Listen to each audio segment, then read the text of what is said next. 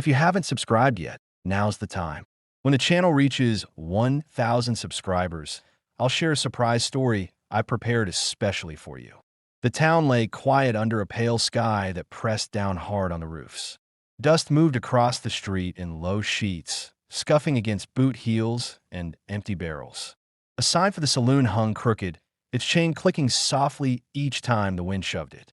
No one was outside but her, standing in the shade of the mercantile porch, her arms folded tight as if bracing against something more than the heat. She had been living alone on the outskirts of this place for months now, surviving on what little she could trade, mending clothes, patching roofs, washing for the few ranch hands who still had steady wages. The cabin she stayed in wasn't hers by law, but it was all she had left after her husband drank away their land deed and then vanished into the desert. Every step she took in town was measured. She knew the looks, the whispers, the men who thought they could take liberties with a woman left on her own. She carried herself sharp, like a blade, kept visible, because anything softer drew trouble too quickly. That morning, when the rider appeared at the far end of the road, she felt her stomach tighten. Strangers never meant ease. They brought debts, questions, or worse. The man rode slow, shoulders low in the saddle, his hat shadowing most of his face. His horse looked lean from distance travel, ribs showing beneath a hide darkened with sweat. The closer he came, the more the town seemed to hold its breath, as if waiting to see what weight he carried with him. He was a cowboy, clearly, not one of the clean ones who worked steady ranch lines, but the kind who drifted, dust stuck to his clothes, beard grown uneven, a revolver worn low on his hip. He dismounted near the water pump with the stiffness of someone who hadn't slept well in days. His silence wasn't shyness. It was the kind of silence that suggested caution, as though he'd learned too many times that speaking first invited trouble. She stepped forward before he could draw the bucket. Fear stirred in her chest. Fear that he was another man who'd try to take more than he had a right to. But she masked it with a sharp tongue. "Cowboy," she said, voice carrying enough to snap through the still street. "Is your mind always between my legs? Is that why you look so lost out here?" The words left her mouth quicker than she expected. A test, a warning, maybe even a plea. Don't look at me like the others do. Don't make me defend myself again. She watched him close for his reaction. If he laughed, if he sneered, if he stepped forward with that familiar swagger, she'd turn and leave before it went further. Her hands were tense at her sides, ready to push, claw, or reach for the knife she kept under her belt. But he didn't answer at all. He didn't even blink. He just lowered his eyes to the pump, worked the handle until water spilled, then offered the bucket to her first. No smile, no insult, just a gesture that was plain and steady. For a moment, she felt her chest ease, though the tension didn't vanish. She drank, still studying him, searching for what kind of man he was. He pulled his coat off when the wind shifted and laid it over her shoulders. She almost refused, pride catching in her throat, but the truth was the desert air cut cold, even under the noon sun. She kept her chin high, not wanting him to see gratitude as weakness, but inside she felt something strange, a flicker of empathy for this man who looked more worn down than dangerous. He didn't linger close, didn't try to press the act into something more. He only stood there, hands loose at his sides, eyes restless like a man watching for ghosts. She realized then that he wasn't just passing through for a drink. Men like this only came into towns like hers because they had run out of places to go. For him, the mission was simple. Keep moving until he found ground that didn't throw him out. A debt from years past rode with him, and maybe more. For her, survival was the mission. Hold on to the cabin, keep food enough on the table, and make sure no one took what little she had. As the two of them stood there on that wind-scraped street, both weary in different ways, it was clear neither had much left to lose. And that, more than words, explained why neither of them walked away. The woman did not say where she lived right away. She kept looking at him as though weighing if she could risk showing him the truth of her life. A stranger on a tired horse could be danger or salvation, and too often it had been the first. Still, she knew she could not carry water alone through another week, and the cabin door hinge had been half broken since the last storm. After a long pause, She gave a small nod toward the dirt path leading out of town. If you're looking for a place to sit out the night, follow, she said, her voice flat but not unkind. He considered it, jaw tight, eyes shifting once toward the saloon where two men leaned against the rail, watching. He didn't like the way they tracked her with their eyes, as if waiting to see if she brought this drifter along. He gave them no reaction, only adjusted the reins and walked his horse after her. Inside, he weighed his choices. He could ride on, push into the desert, sleep cold on the ground, and wake with the same emptiness pressing him. Or he could follow this woman who had cut him with her words but hadn't turned her back on him yet. For a man who had been moving too long, the second choice felt less like weakness and more like a chance to breathe. The walk to her place was silent, but not without tension. He noticed how she kept glancing behind them, checking the trail. He read the set of her shoulders, straight, controlled, but stiff with the memory of nights when someone had followed her home. She didn't explain, and he didn't ask, but he understood enough. When they reached the cabin, the story of her struggle showed plain. The building leaned a little to the east, boards weathered pale, the roof patched with tin sheets hammered in without care. The yard had a broken fence line, a well with its rope frayed to strands, and a chicken coop with no door. She stopped at the porch and crossed her arms, waiting for his reaction. Part of her expected a smirk or a word of judgment. Men often measured her by what had been taken from her, not by what she had managed to keep standing. But he only looked at the door, noted the way it sagged on one hinge, and walked straight to it. Without asking, he pressed a palm against the wood, tested the weight, then crouched low. She frowned, caught off guard, but didn't stop him. From his saddlebag, he drew a bent nail he'd been keeping and a piece of wire. In silence, he set to work. His movements were steady, efficient, shaped by habit. This was not the first broken door he had tried to make useful again. She stood in the doorway, arms still folded, but her eyes softened the longer she watched. It was a strange feeling. For months, she had been waiting for someone to break this place apart, not put it back together. She realized then that the man wasn't just filling the silence. He was showing her who he was without saying it. He didn't look up at her until the hinge held, the door swinging smoother than it had in months. "Better," he said simply, his voice low and rough from disuse. She swallowed, torn between gratitude and the fear of letting it show. Too many times before, she had trusted gestures like this, only to find the cost demanded later. But something in his manner was different. He hadn't stepped close, hadn't asked for food, hadn't even asked why she lived out here alone. She felt both unsettled and strangely relieved. Inside the cabin, the air smelled faintly of old wood smoke and boiled coffee. A small table stood against the wall, its surface scarred. A narrow bed, pushed into the corner, had a quilt patched so many times its original fabric could no longer be guessed. The shelves carried jars with little inside them, beans, a thin scrape of flour, a nearly empty tin of coffee. She caught him taking in the room, and for a second shame pressed against her pride. "It's what I have left," she said bluntly, as if daring him to sneer. He shook his head once, slow, and said nothing. His silence didn't feel like pity. It felt like understanding, and that unsettled her even more. Questions lingered in the air, unspoken. Who had left her here and why? Why was he drifting alone, with nothing but a tired horse and silence to his name? She wondered if he would ask about her past, about the missing man whose debts had dragged her down, but he didn't. He wondered if she would ask about his scars, about the brother buried 2 ridges back, or the foreman he owed money to, but she didn't. For now, it was enough that neither pressed the other. The sun was slipping low when she finally said, "You can stay on the porch tonight. Coyotes come close after dark." It wasn't an offer made lightly. She never let men near her home if she could help it, but something about the way he had fixed her door told her he wasn't there to take more than he was given. He nodded once, carried his saddle to the wall, and sat down with the kind of stillness that comes from years of knowing how to wait. She watched him from the doorway, her stomach tight with the worry of what tomorrow might bring, but also with the faintest trace of something she hadn't felt in a long while. Relief that, just for tonight, she wasn't entirely alone. By the time the sun slipped behind the low ridge, The air had cooled and the land around the cabin had fallen into that quiet where even the wind seemed to wait. The woman lit a lamp inside. The glass chimney blackened at its base, and the light stretched uneven across the single room.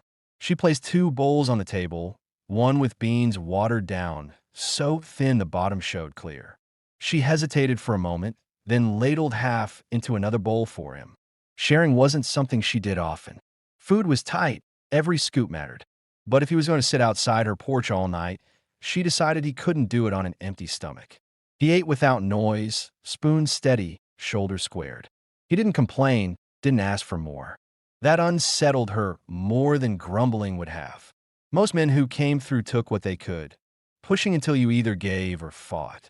This one seemed to measure his place and hold it. She caught herself wondering if maybe he understood hunger the way she did, if he'd known days when food had to be stretched until it nearly vanished. When the bowls were cleared, he carried his out and rinsed it at the pump without being told. That small act pricked at her chest in a way she didn't want to admit.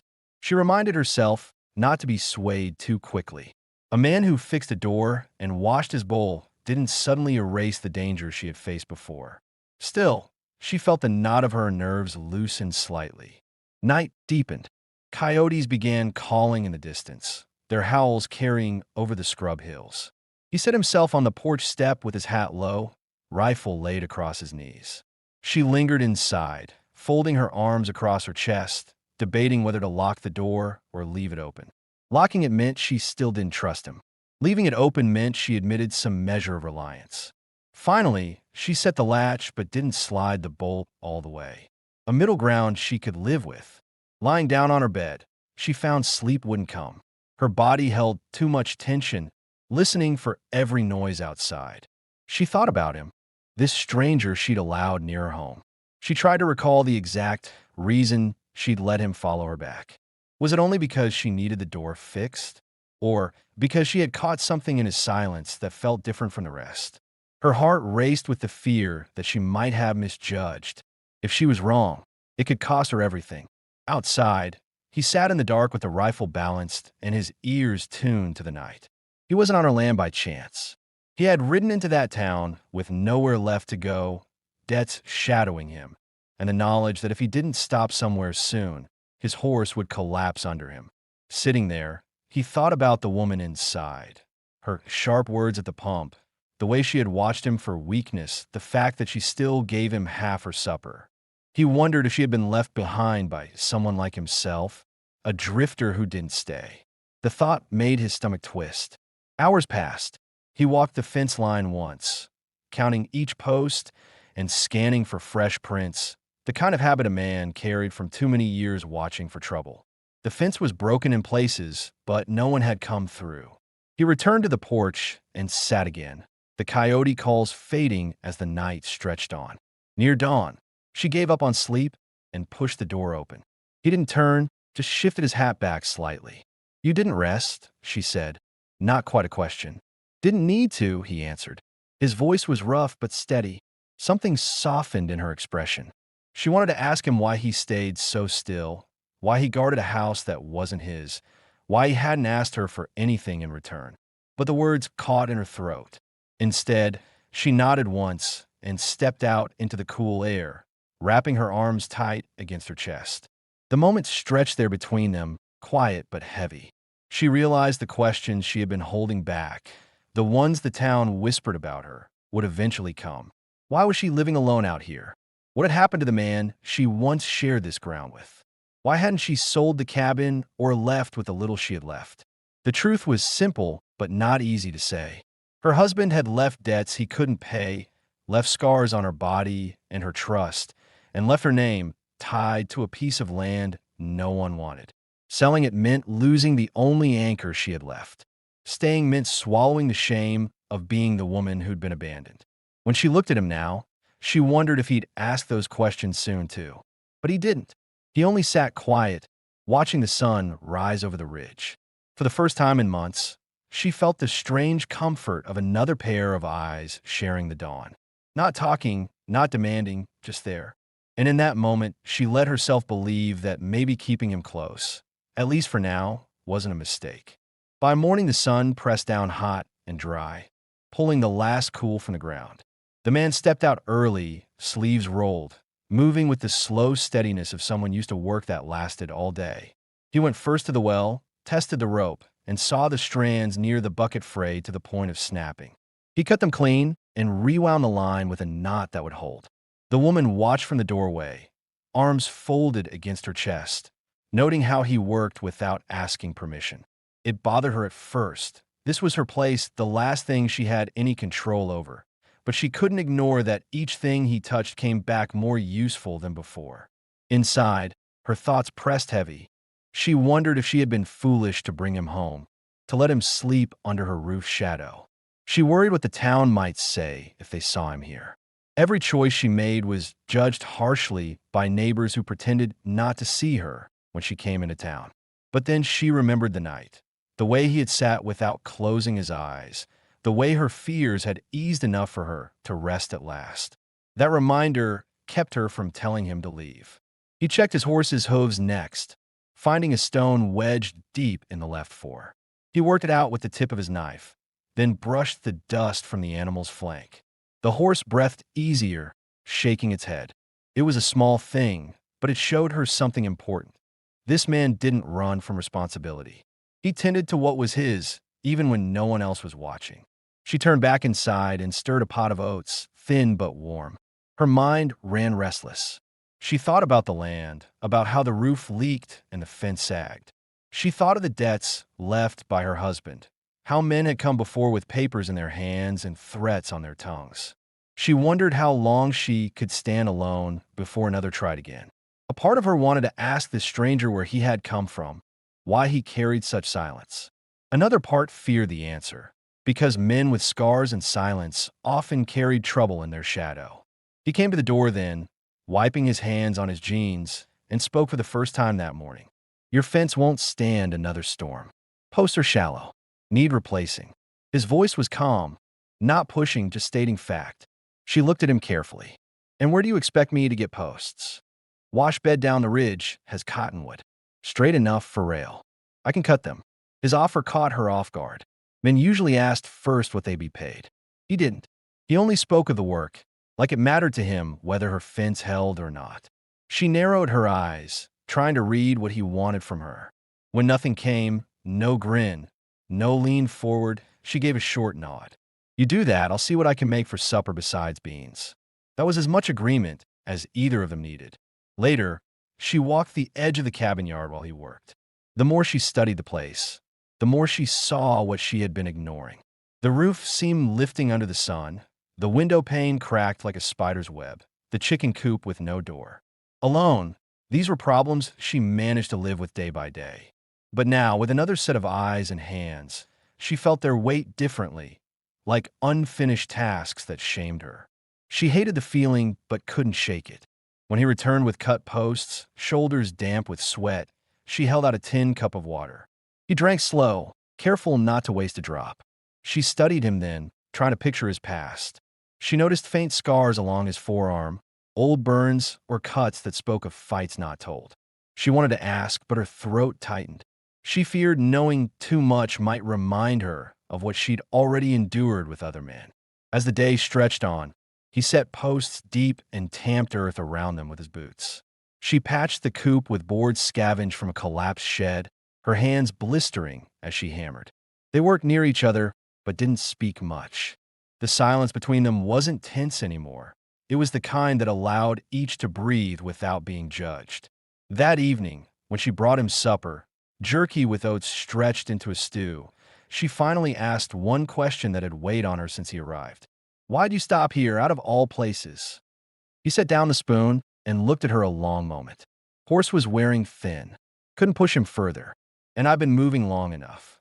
His answer was simple, but she heard what he didn't say. He had debts, ghosts, and nowhere else left to go. She studied him, then gave the faintest nod. For the first time in years, she thought maybe she wasn't the only one left with nowhere else. When night came, he took his place again on the porch, rifle across his lap. She closed the door, slid the bolt halfway, and sat on her bed with her lamp turned low. Her mind still carried fear. fear of what tomorrow might bring, fear of being seen with him. But alongside it grew a thought she hadn't let herself feel in months. If he stayed, if he kept working like this, maybe the cabin wouldn't fall apart so fast. Maybe she wouldn't either. The morning broke sharp and clear, the kind of day that pressed every sound further across the flats. The woman stood by the table with her ledger open, counting what little she had left. A few coins, not enough for everything she needed. She rubbed the edge of one coin between her fingers and felt the weight of the decision. Flour was near gone, salt nearly empty, and the lamp oil wouldn't last through another week. She could stretch the beans and oats, but glass for the broken window and nails for the fence were harder to ignore. She looked at him, already outside saddling his horse, and made a choice that didn't sit easy. She would ride into town with him. She hadn't gone in with a man since her husband left, and she knew how the town would see it. Eyes would follow, tongues would start.